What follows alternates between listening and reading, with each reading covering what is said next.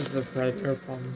When I first learned about Arnold, I only knew him by his online aliases. Arnold Castillo. He named himself Shadletsky after one of Roblox's founders, John Shadletsky. And like convincing people that he was his brother. Seems legit, right? Over the span of 5 years, Arnold went from being one of Roblox's highest paid developers to being indicted on 2 felonies, facing 2 life sentences and $500,000 in fines.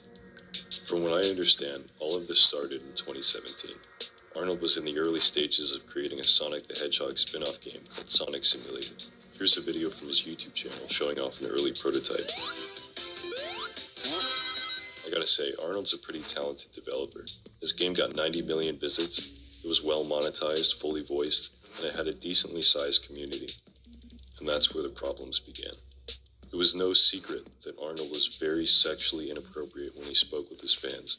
He even admitted to this in his video, responding to the document allegations.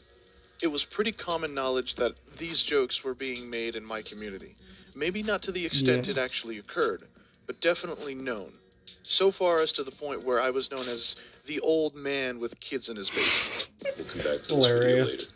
There's one user in particular that Arnold became very involved with. He was known as the old man with kids in his Sarah was basement. 12 That's years old in an 2017. interesting one.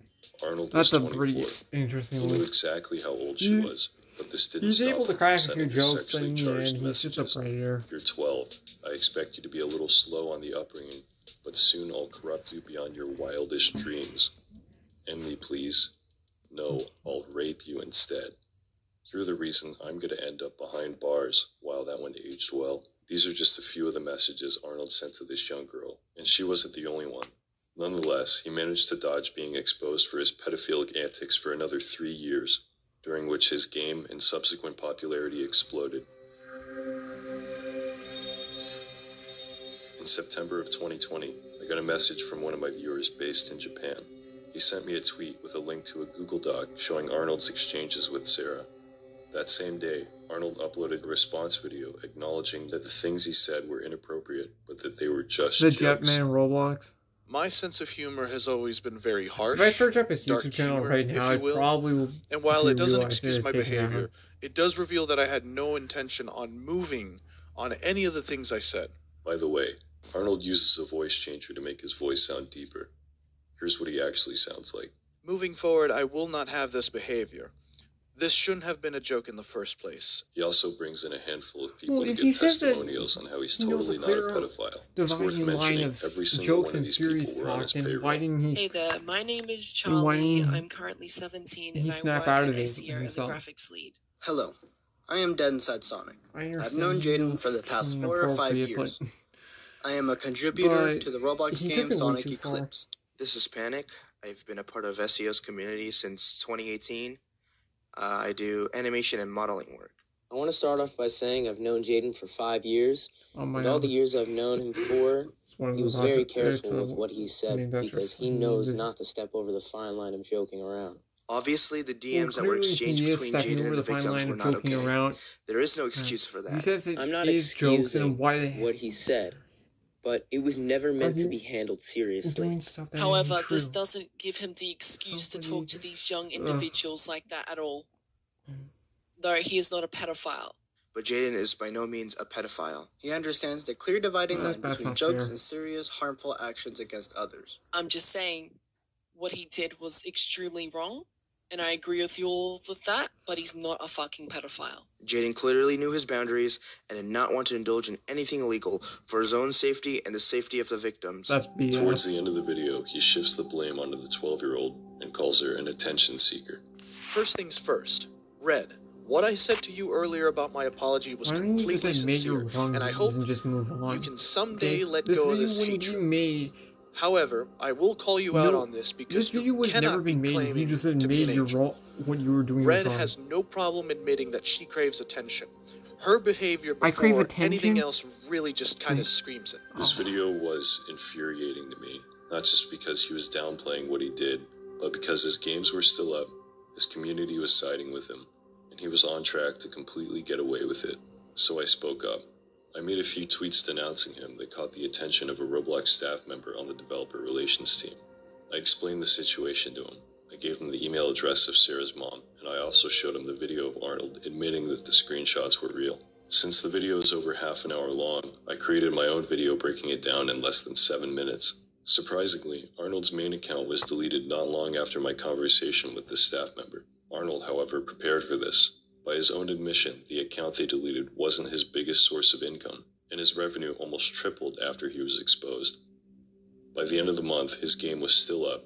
He was still receiving payments from Roblox, and no one had even bothered to reach out to Sarah's mom. I shared my frustration with the staff member, calling Roblox's response weak, saying, if DevRel really wanted to protect their users, they'd have deleted his game and curbed his Roblox income. Roblox's bottom line depends on parents trusting the company with their kids' safety, and that's not going to happen if this is the response to child predators. Around October 14th, the holder account for Arnold's development group was deleted, but Roblox was too slow. Just days before, Arnold transferred ownership of the group to one of his friends, meaning the funds from his game were still accessible. 2 weeks later, he tweeted, "Thanks for driving more money to my game, man. Geez, you guys are really fucking stupid by giving me all this publicity." After all this, Roblox still wouldn't take down his game. So on November 9th, I called my local police to file a report on him. I spoke with a detective who really seemed like he wanted to help, but since I didn't know anything about Arnold's real identity, there wasn't much they could do. The only people who could have known who he actually was Roblox. Since Arnold was approved for the developer exchange, they must have had all his personal info. Had someone at Roblox been the one to make that call, it's my belief that Arnold would have been arrested years ago. 2021, this is where you start to get into hot water. In January of 2021, a Roblox account called Warhead Management was created and had the group transferred to it. I messaged the staff member about it, and it got deleted almost immediately. 1 week later, Arnold's friend successfully appealed the ban, saying he was the true owner of the account and had nothing to do with the situation. The account was unbanned on January 22nd. Less than 4 months later, Arnold posted a YouTube video showing that he's still the owner of the game. I also noticed the same Discord server he was using to procure underage girls was still linked on his game's page. I messaged the staff member asking if they could remove it, and his response was, "They can just add it back." Things stayed pretty quiet until December. A channel called People Make Games released a video on the shadier sides of Roblox, which included an interview with Sarah herself, where she admits that watching Arnold's response video made her self-harm. People were rightfully upset at how badly Roblox fumbled this situation. 2 weeks later, Sega, the owners of the Sonic trademark, filed a copyright notice against Roblox, demanding that they take down Arnold's game. In 2022, a group of highly skilled people made a breakthrough in finding Arnold's identity. I won't get into specifics on how they found him, but they narrowed down his real name, his city, his family members, and his old address. I called my local police again, and they pulled up his case over the phone. I listened as the detective searched through public records and struggled to find a positive ID on the information I gave him. All the info I had was old. Given Arnold's history of using fake identities, I wasn't even sure if I had the name right. There were discrepancies with his birthday, his address, his phone number. Bottom line is, he was really hard to find, and the detective didn't seem confident enough to move further. I told him if I found anything else, I'd call him back. I really didn't have time to continue with all this. I'd just gone through a lawsuit from Roblox, and I really wanted to get back to making videos, so I forgot about everything until May, when one of my viewers told me Arnold had disappeared. He wasn't talking in his Discord server or responding to messages. A few people thought he killed himself. As it turns out, Arnold had been arrested by the FBI. Following some breaking news tonight at 6 o'clock, 22-year-old Arnold Castillo of New Jersey is facing federal charges. The reason we're covering this In December, he took interest in another underage girl from his Discord server. This girl was 15, Arnold was 28, and he decided to bribe an Uber driver $1,000 to have her picked up and transported 700 miles across state lines to his home in New Jersey. When her mom noticed she was missing, she called the police. 2 days passed before she was able to meet with a sergeant and a detective at police headquarters, where she told them about Arnold. She knew of him by his fake name, and the fact that a few months prior he had placed orders on Amazon to her house, including several $1,000s worth of electronics that were canceled after the delivery deadline was missed.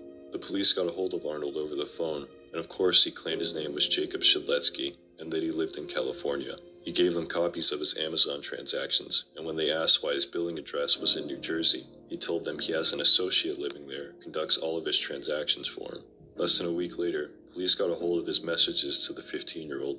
found his IP address, and traced it to the same home address linked to his Amazon account. On May 11th, special agents with the FBI initiated physical surveillance on Arnold's apartment, and within minutes spotted him with the missing 15-year-old. They arrested him on the spot. He identified himself as Arnold Castillo and claimed he was 22. Obviously, this isn't true, and the agent who wrote his criminal complaint seems to think so too. This same agent found his response video on YouTube.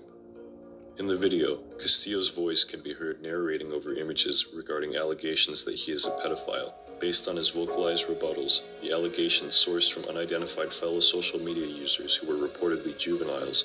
Those users had apparently informed Castillo that they were teenagers, and he ensued by making sexual advances and other derogatory remarks towards them. In his posted video, Castillo admitted that his comments were inappropriate, but stated that they were supposed to be jokes. Based on these findings, your affiant suspects that Castillo may have been using social media in 2020 to attempt to communicate, lure, and exploit other juvenile females. When I learned about all this, I called my local police back and asked them to forward the info I gave them to the FBI. Arnold has since pled not guilty, and his trial is scheduled for November 7th.